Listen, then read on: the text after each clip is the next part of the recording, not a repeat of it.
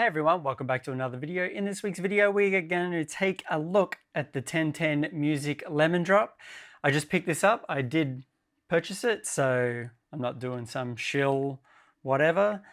I really enjoy using it, so I thought I'd do a quick video on how I'm using it with the music that I'm making and some other applications that I found it's really good for. So let's just do a quick overview.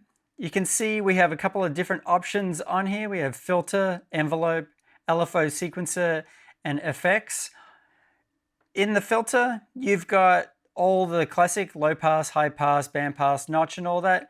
And all of these can be modulated. So if we go into cutoff, go across, you can see we've got sources. We can come along, got the LFOs, envelopes, pressure, key, a bunch of other different things. So it's really cool that such a small little box gives you all these options, but then also gives you a ton of modulation options on top of it. So whilst it's good to kind of have everything, it gives you a really good visual representation. So if we go back out, you can see if I push down a key, we have the LFO moving left and right. We have a bit of movement on the envelope, the second one down the bottom here. This is really good, so when you are adding modulation to things, you might get a little bit deep with what you're doing. If you just push down the key, you can see actually what you've done and where that's different things are being modulated. So again, envelope, pretty standard as you would expect. And again, a bunch of modulation options. You can see by the open squares to the right, these are the different things that we can modulate. Go back to the home. We have LFO and sequencer. So you can see at the top, we've got these three dots. That's letting us know that there's multiple options within that. So we got LFO 1. If we push this, we got LFO 2. And then we have the sequencer. So we go back to the home page. And then at the end, we have effects. So we can go in here. We have flanger and distortion, chorus, and phaser. So these can be, again, we have the two dot option, so we can go through to both of them. We can see what's going on. For now, I've just turned everything off. I've just kind of taken away as many modulation things as I could find and just loaded two different waveforms up so we could kind of see how it sounds when you start using the granular engine to play these waveforms, how I use it within a track, and then also how it sounds when we start layering multiple things. So if we just push on the waveform, you can see we've got the kalimba riff. If I push the key, it's just staying in the one spot. So if we go down, see, it gives you a lot of options. And I've got it set to play mode fixed. If I have that to moving. Now, as you'd expect, just playing that, and it plays. As I play up and down the key, it's going to play slower and faster. So what I like to have it set to is fixed, and then we can move that play position around to kind of get those like happy accidents. If we start at the top, we have pitch, level, and beat sync. Beat sync allows us to play it. And if we set that, we've got to set to 16ths, 8 triplet. We can go 16th triplet, 32nd, all the way to 164, and then all the way down to like 8 bars. I find that I get the best happy accidents when I don't have it beat, like don't have the sync going. The other thing is you kind of got to find these sweet spots and just record in a bunch of audio, but that's what I like, and that's why I got this machine, because yeah, you can kind of make your own percussive sounds, put them in and all that sort of stuff, but I've got this because I do want those happy accidents and those weird sort of things to happen. So if we come across, we got density, and if I push down the key and then increase that density, see we got more sort of grains going, more snapshots. And I do apologize if I'm using the incorrect incorrect language for these, but this is what I'm kind of referring to it in my head. I might be wrong, but it works for me. So this is going to be the amount of bits that are playing. You can see going right down. Grain size is going to be the kind of the window that it plays from. You can see it's going all the way along now. If we pull this all the way down, it's getting smaller, smaller. If I increase that density, it's getting really short. And if I start to move it around,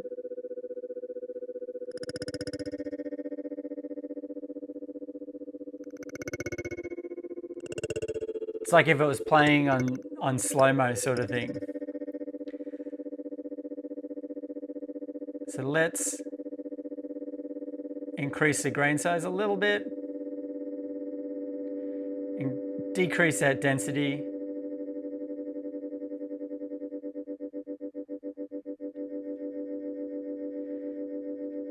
We got the grain shape, we got that set to smooth. Obviously you can have it ramp down or ramp up. These are really good for when you just have a solid sort of waveform. Maybe you've sampled something from one of your synthesizers or something like that. Window is going to be the actual window size that it's going to choose from. So you can see it's playing bits from all over the waveform. So let's increase that down to 0. Jitter is going to be the randomness of that.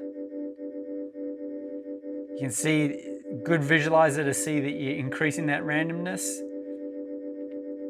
Panning, play mode, as we talked about before, and position, the big one that I've been using a lot of.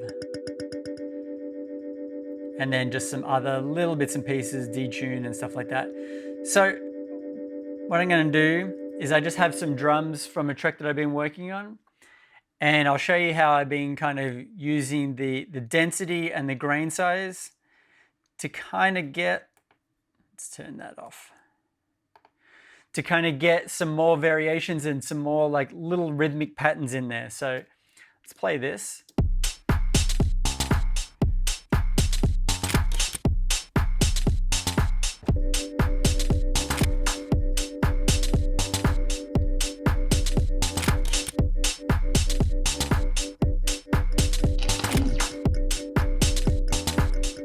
And I'm just using the density and the grain size to kind of find that bit where we're getting a rhythmic pattern that's kind of playing along. It might not necessarily stay in time for a whole lot, but it will get us like in the ballpark where we can kind of hear something. Move that play position a little bit.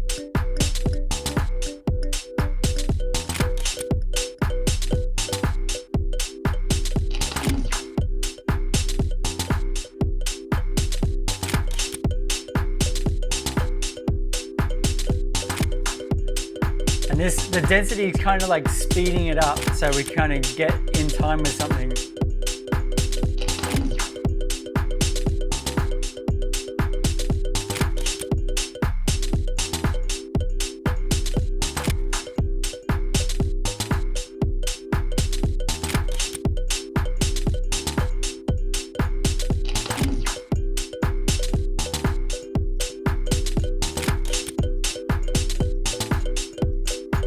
Kind of like a little polyrhythm there.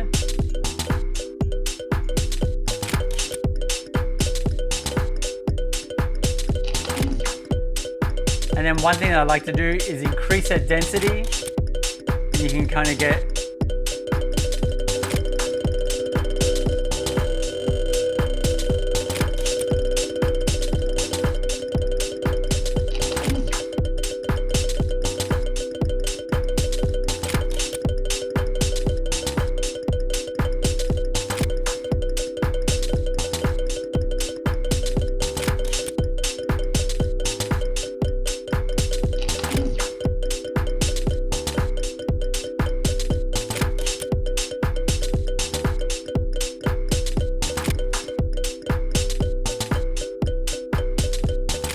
it's almost like when you first start DJing and just learning to beat match, you're kind of like pushing and pulling a little bit to kind of get in time.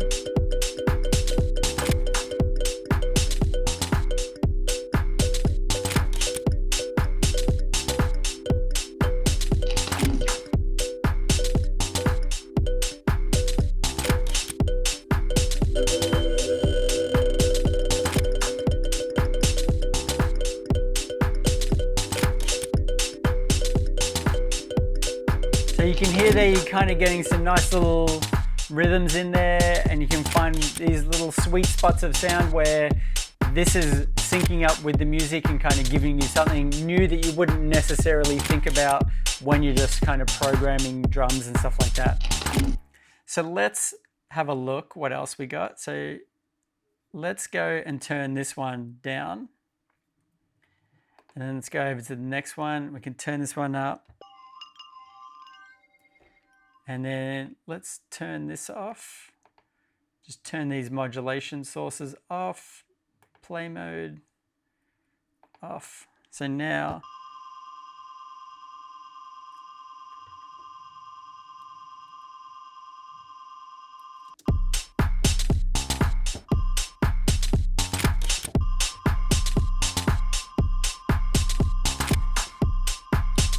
increase our grain size.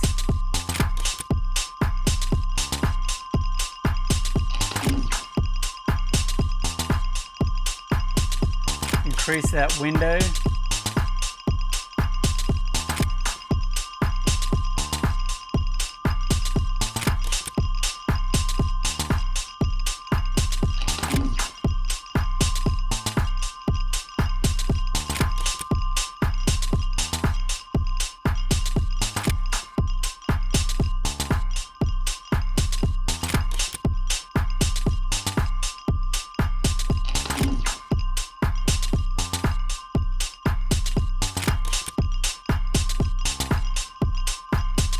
Move that play position a little bit.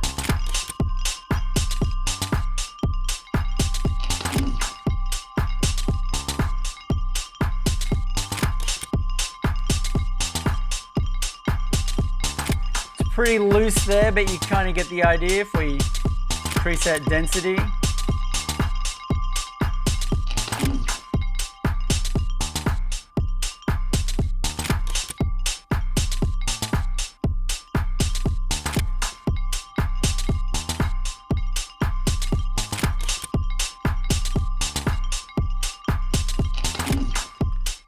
So there you go, just two ways.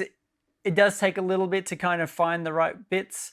And I feel like once I kind of load a bit more sharp attack material into it, it's going to be a lot better.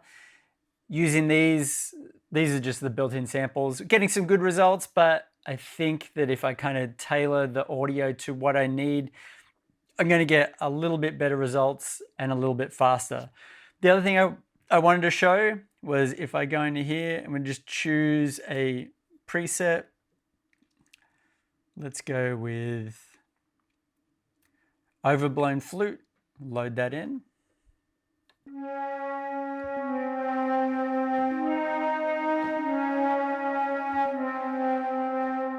Let's see here, we got that one's on, and we've got the sine. So this is using all three oscillators within this patch. And you can see, or you can hear that we're getting something pretty cool with that. So what we can do is just turn down the level of the other flutes, and then we've got the level of the sine.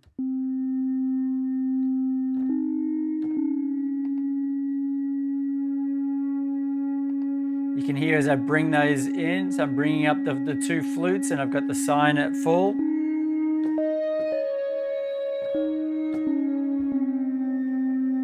And I find that this is really, really interesting that something so small, you can load your own waveforms into there and then create your own sort of synth. So maybe one of your friends has got a Prophet or they've got something else. You can kind of sample bits and pieces out of there, chuck it into here. Same if you can get your hands on some real world instruments, lay them in. The combination of those is going to give you something a lot more original than just using a standard synthesizer or a plugin or something like that. Might not necessarily be for all styles of music, but I find that within electronic music, a lot of people are just using the same synths, the same plugins, the same samples. So then loading samples into this and kind of combining 2 layers, 3 layers, you can get really original sounds, and that's what I'm super excited about at the moment. Getting these really original and authentic sounds for your music to kind of help it kind of tell a little bit more of a story than just having a super saw or and just a general synth playing the sounds and whatnot. So that's about it for today. I just wanted to kind of do a little bit of a showcase on the Lemondrop, how I've been using it. I've been super hyped about it. And hopefully at the end of the day, this inspired you to create something. And until next time, see you later.